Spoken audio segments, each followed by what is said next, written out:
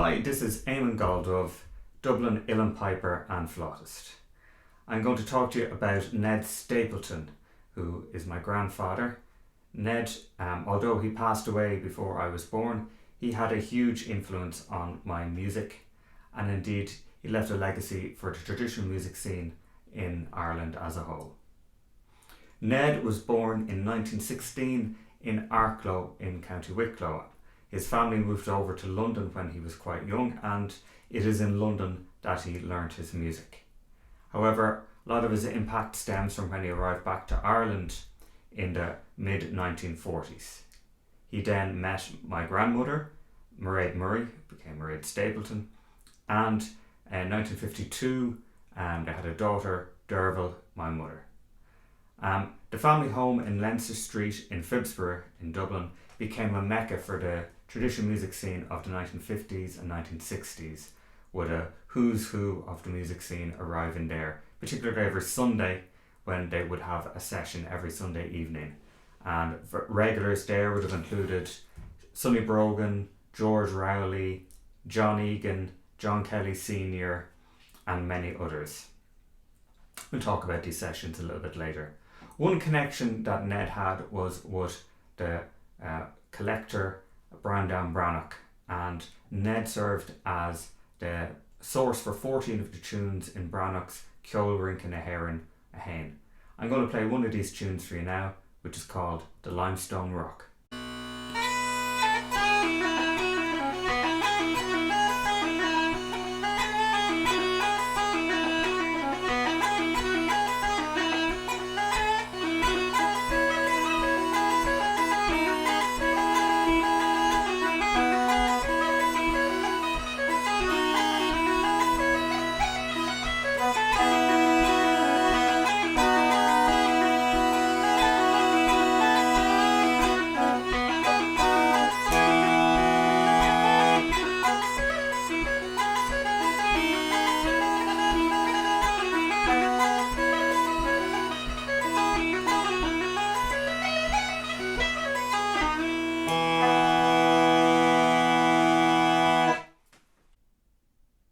Ned was mostly known as a flautist, having won the Oireachtas competition on the flute, as well as a composer of tunes.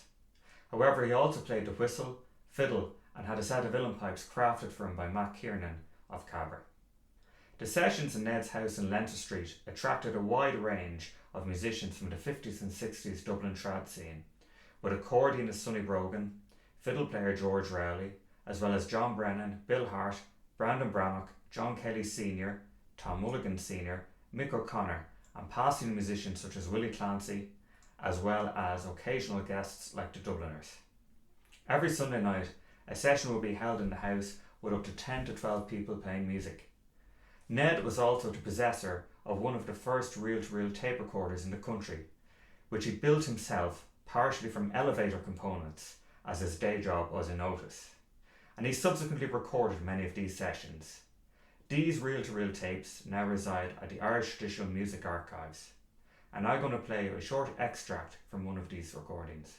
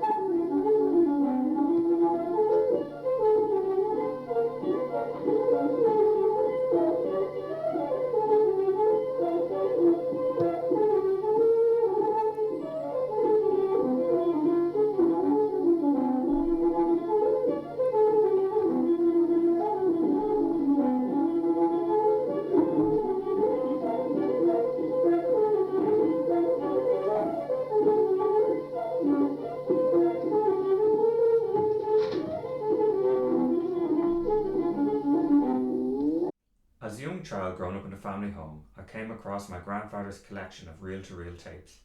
I was fascinated by these recordings of sessions from the 50s and 60s. Also in the house was my grandfather's extensive library of books on traditional Irish music, including tomes by authors such as Captain Francis O'Neill and the Reverend Richard Hennery. Among these was Captain Francis O'Neill's Irish Minstrels and Musicians, an original version. I found this book particularly compelling as a child. Captain Francis O'Neill's flamboyant writing style, given biographical details of figures in the history of Irish music, particularly pipers and fiddle players from the 1700s onwards. As I now find myself studying traditional Irish music and pipers of the 1700s, it seems that things have come full circle in this regard. My grandfather had also travelled quite a bit. On his way back from a stint in Nigeria while working with Otis, he came home via Birmingham, where he stayed with his brother-in-law and his sister. There was a young singer staying in the house with them by the name of Luke Kelly, and Luke befriended Ned. Luke was at this stage researching some ballads.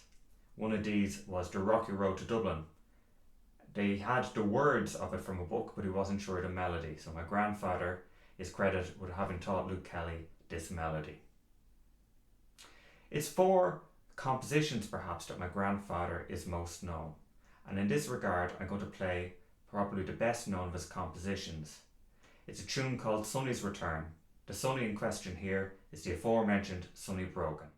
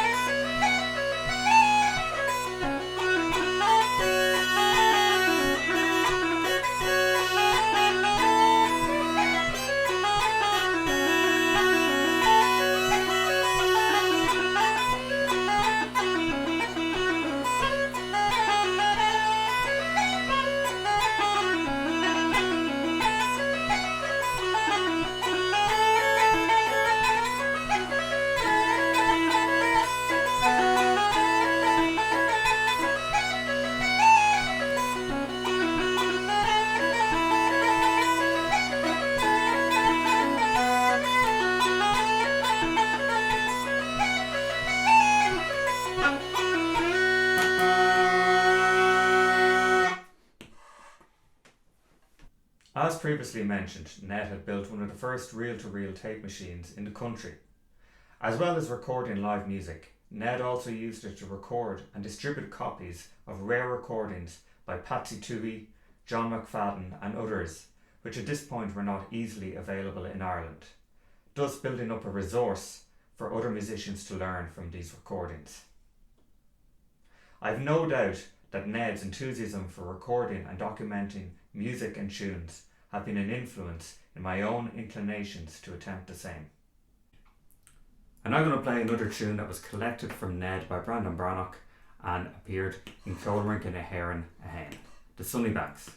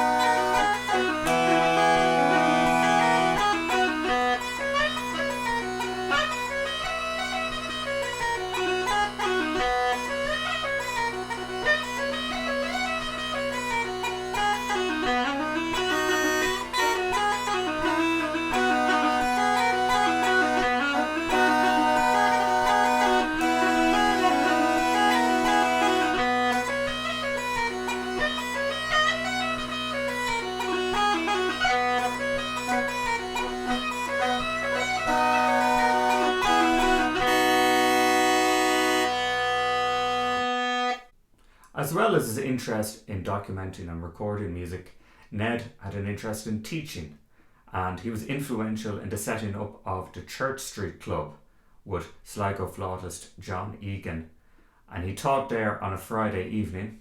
His pupils included Neely Mulligan and Owen Dignan. And this is an aspect of Ned's musicianship that I see a little bit of a mirror with myself as well, and my own interest in teaching music. And as well as teaching music, Ned liked to write about music. He wrote several articles in the journal Ceol, which was edited by his friend Brandan Brannock. Ned's articles are opinionated and informative.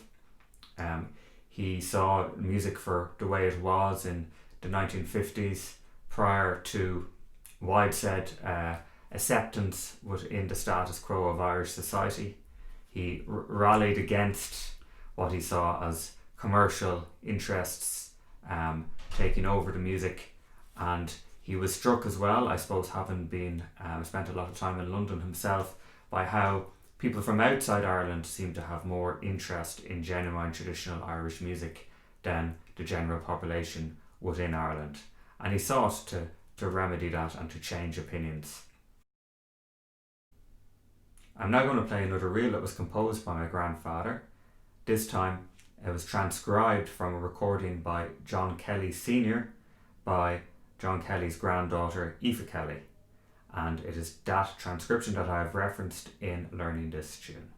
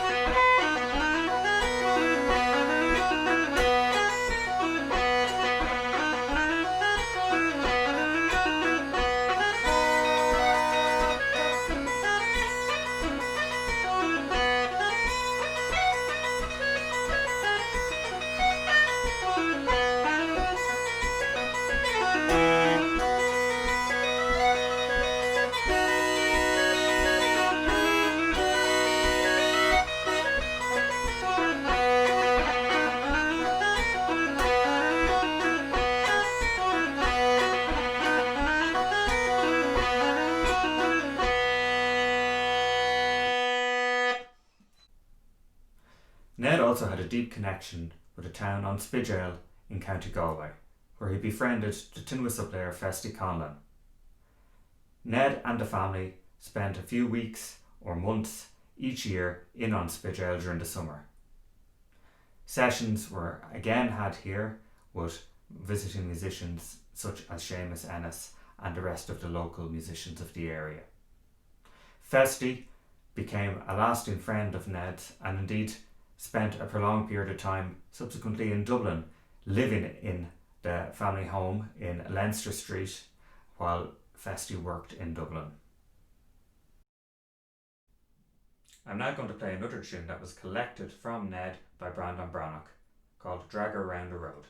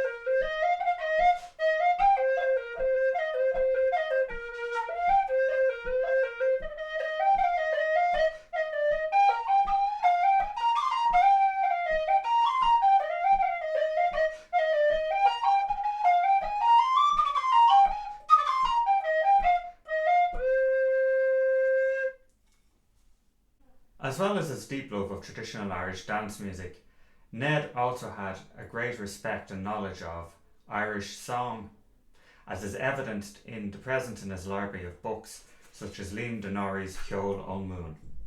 It is from one of these books from his library that I learned the next air, which is the beautiful Munster air Spalpeen Arun.